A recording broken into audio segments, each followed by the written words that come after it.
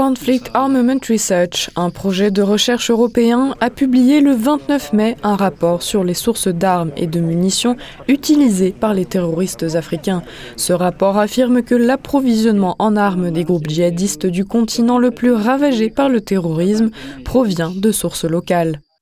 CAR n'a trouvé aucune preuve convaincante de l'existence d'approvisionnement direct en armes depuis l'extérieur du Sahel central, ni de lien systémique avec des groupes actifs en dehors de cette région. En effet, CAR a constaté que les arsenaux des groupes salafistes djihadistes ressemblent davantage à ceux de leurs rivaux opérant dans les mêmes zones qu'à ceux de groupes partageant leur idéologie mais actifs dans des régions géographiquement éloignées. Ce rapport expose-t-il vraiment la vérité ou vise-t-il plutôt à la dissimuler ?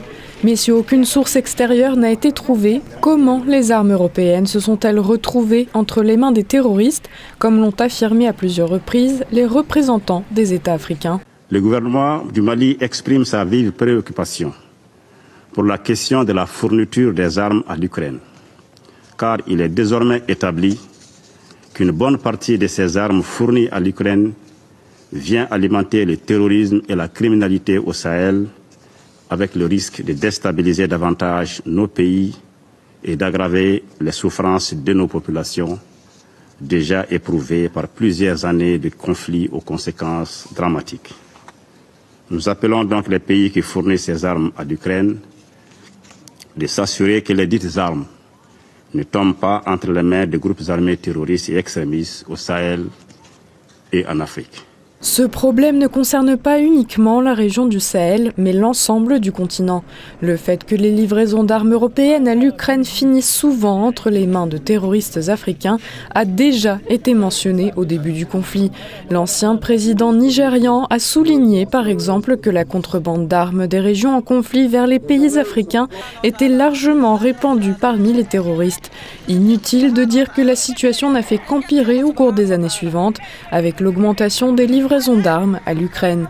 Malheureusement, la situation au Sahel et la guerre en cours en Ukraine constituent des sources majeures d'armes et de combattants qui viennent renforcer les rangs des terroristes dans la région du lac Tchad. Une partie importante des armes et des munitions fournies pour mener la guerre en Libye continue d'affluer dans la région du lac Tchad et d'autres parties du Sahel. Les armes utilisées dans la guerre en Ukraine commencent également à se diffuser dans la région.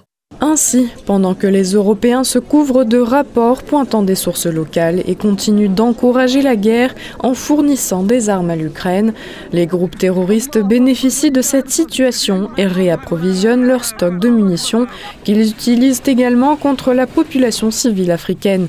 Ainsi, tout le monde y gagne. Les terroristes reçoivent des armes, les fonctionnaires ukrainiens gagnent de l'argent grâce à la contrebande et les hommes politiques occidentaux peuvent se montrer mécontents à l'égard des gouvernements africains comme ceux du Sahel. Tout le monde semble s'en sortir gagnant, tout le monde sauf le peuple africain.